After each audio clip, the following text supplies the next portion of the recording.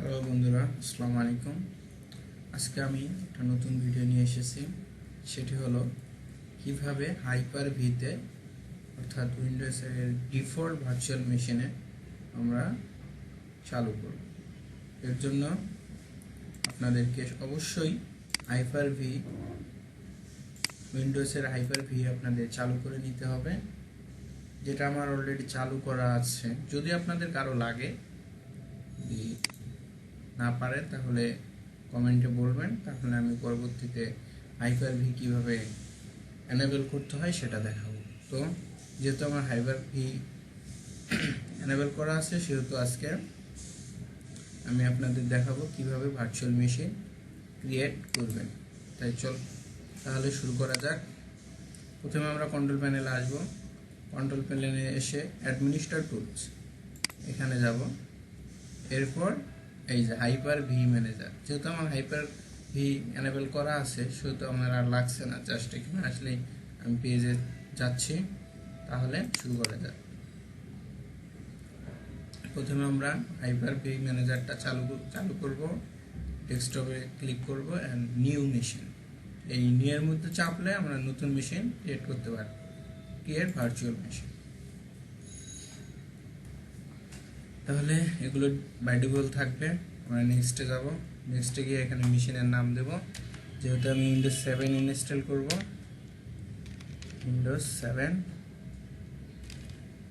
তাহলে আমি উইন্ডোজ 7 দিয়ে একটা নাম ক্রিয়েট করে নিলাম। এরপর হচ্ছে সোর্স, যে মেশিনটা ক্রিয়েট হয়ে কোথায় যাবে তার জন্য আমি এটার পাথটা দিয়ে দিব। এখন আমি আমার এই ড্রাইভে নেব, তার জন্য আমি ড্রাইভ সিলেক্ট করে দিলাম। আবার নেক্সট করব। আসলে ভার্চুয়াল মেশিন এটা একটা অনেক গুরুত্বপূর্ণ। যারা প্রোগ্রামিং কিংবা নেটওয়ার্কিং এর কাজ করেন, তাদের একটা মেশিনে দেখা যায় যে একের অধিক মেশিনের প্রয়োজন পড়ে। সেক্ষেত্রে আসলে ভার্চুয়াল মেশিন আমরা ইউজ করি। যার ধরুন ভার্চুয়াল মেশিন বলা যায় অনেকটা গুরুত্বপূর্ণ। এবার আসি এই জেনারেশন। এখানে আমরা সাধারণত 3264 নিয়ে যেহেতু কাজ করব, সেহেতু আমরা জেনারেশন 1 সিলেক্ট করে নেব। তারপর আমরা নেক্সট করব। এরপর মেমোরি, এখানে মেমোরিটা 1024, আমি 1024 ইউজ করব। আর অবশ্যই এখানে use dynamic memory for this virtual machine, এটাতে টিক দিয়ে দিতে হবে। যদি টিক না দিয়ে দেন তাহলে আপনার ফিজিক্যাল মেমোরি ব্যবহার করবে, আর যদি টিক দিয়ে দেন তাহলে ফিজিক্যাল মেমোরি ব্যবহার করবে না। এবার নেক্সট করা যাক। এখানে কনফিগারেশন নেটওয়ার্ক, এটা আপনাদের যদি লাগে তাহলে করে নেবেন, যেহেতু আমার লাগছে না সেহেতু আমি করতেছি না। এরপর আসি হার্ড ডিস্কে। হার্ড ডিস্কটা 20 জিবিতেও করা যায়, যাতে আপনারা একটু বেশি নেবেন, তো মেশিনের স্পেস ভালো থাকে, কাজ করে যাতে কোনো সমস্যা না হয়। জন্য আমি 40 জিবি নেব। এরপর নেক্সট করব। এবার হচ্ছে আসল কাজ, এটা হচ্ছে যে ওএস ফাইলটা আপনি যেটা ইনস্টল করবেন, যদি লিনাক্স করেন লিনাক্স, যদি আপনি উইন্ডোজ 7 করেন 7, উইন্ডোজ 10 করলে 10, এখান থেকে আপনার ফাইলটা দেখাই দিতে হবে। যেহেতু আমার ওএস ফাইলটা আছে, যেহেতু উইন্ডোজ 7 ইনস্টল করবো এখন, আমার যেহেতু উইন্ডোজ 7 লাগছে, সেক্ষেত্রে আমি উইন্ডোজ 7টি এখান থেকে আমার ওএস ফাইলটি আমি দেখাই দেবো। এখানে আপনি যদি সিডি ড্রাইভ থেকে দিতে চান তাহলে ফিজিক্যাল সিডি ড্রাইভ এটাতে টিক দিয়ে দিবেন। আবার যদি আপনার কোনো পেন ড্রাইভ থাকে তাহলে অবশ্যই install and operating system for bootable floppy disk, এটাতে টিক দিয়ে এখান থেকে ব্রাশ করে দিতে হবে। যেহেতু আমার আছে ফিজিক্যালে, সেহেতু আমি এখান থেকেই দিয়ে দিলাম। এরপর নেক্সট করব। নেক্সট করার পর ফিনিশ করব। এখন মেশিন ক্রিয়েট কমপ্লিট। একটু সময় নিচ্ছে। এই যে আমার মেশিন ক্রিয়েট কমপ্লিট। এখন আমি কি করব, মেশিনটা রান করব। এর জন্য আমি মেশিনটাতে ডাবল ক্লিক করলে এটা রান হবে। তাহলে কাজ শুরু করা যাক।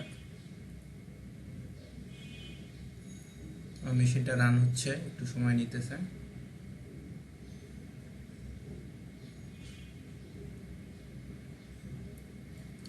মেশিনটা রান হচ্ছে, একটু অপেক্ষা করা লাগবে।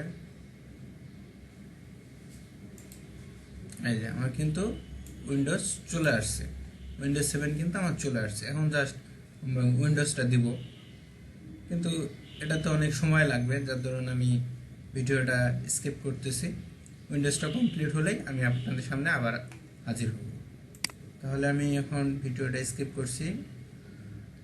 এখানে মানে আমরা ফিজিক্যালি যেভাবেই উইন্ডোজ ইনস্টল করি ওইভাবেই ইনস্টলেশনটা হবে, যাতে আমি স্কিপ করে দিচ্ছি। এটা ইনস্টল কমপ্লিট হলে আবার চলে আসবে।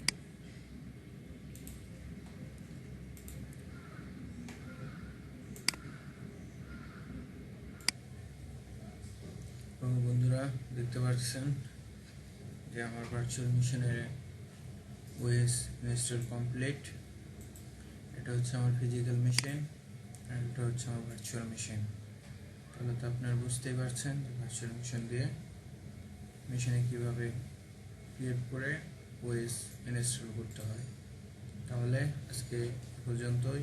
আমার ভিডিও ভালো লাগলে আপনারা অবশ্যই লাইক কমেন্ট দিয়ে আমার পাশে থাকবেন এবং আমার চ্যানেলটি সাবস্ক্রাইব করবেন। ধন্যবাদ।